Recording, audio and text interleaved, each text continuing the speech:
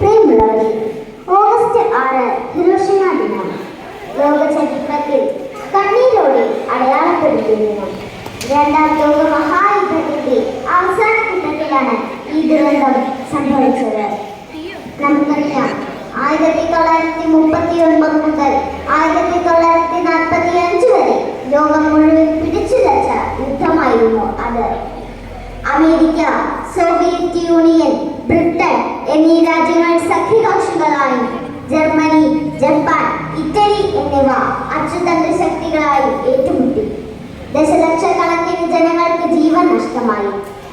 1945 August 6 രാവിലെ 8:15 American bomber വിമാനം എന്നാലാകെ ജപ്പാനിലെ ഹിരോഷിമ നഗരത്തിൽ ലിറ്റിൽ ബോയ് എന്ന ആറ്റം ബോംബ് വർഷിച്ചു.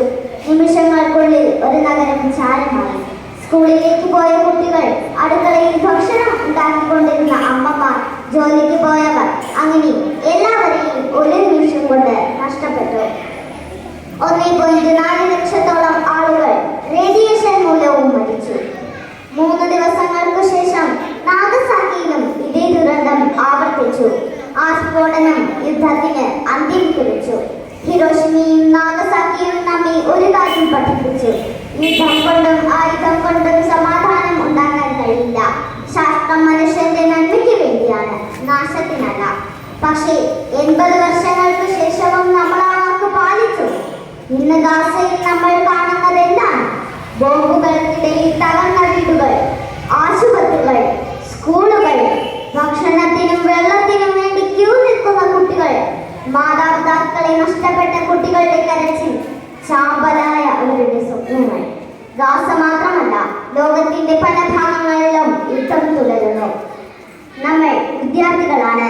നമുക്ക് യുദ്ധം നിർത്താൻ കഴിഞ്ഞെന്ന് വരില്ല. പക്ഷേ നമുക്ക് ചെയ്യാൻ കഴിയുന്ന ചില കാര്യങ്ങളുണ്ട്. വാർത്തകൾ കാണുമ്പോൾ അത് കേവലം കണക്കുകളല്ല, ഓരോന്നിനു പിന്നിലും ഒരു ജീവിതമുണ്ടെന്ന് നോക്കുക. നമ്മുടെ ചുറ്റുമുള്ളവരോട് വെറുപ്പില്ലാതെ, ഭിന്നതയില്ലാതെ ജീവിക്കുക.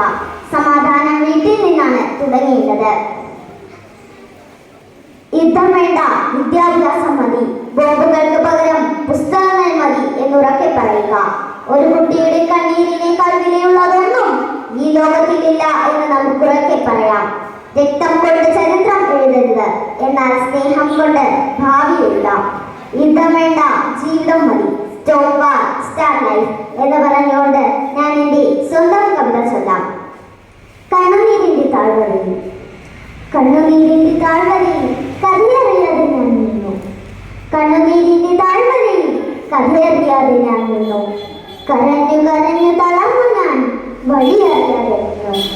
കരഞ്ഞു കരഞ്ഞു തളർന്നു ഞാൻ വഴിയറിയാതെ നിന്നു.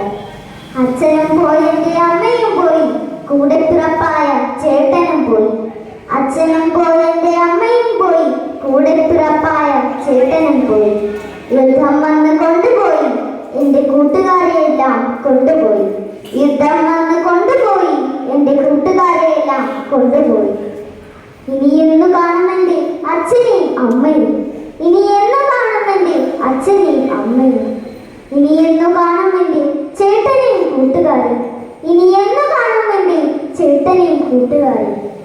കാണില്ലെങ്കിൽ എന്നെ കൂടി കൊണ്ടുപോകും, കാണില്ലെങ്കിൽ എന്നെ കൂടി കൊണ്ടുപോകും.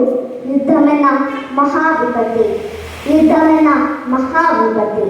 കാണില്ലെങ്കിൽ എന്നെ കൂടി കൊണ്ടുപോകും യുദ്ധമെന്ന മഹാവിപത്തിൽ.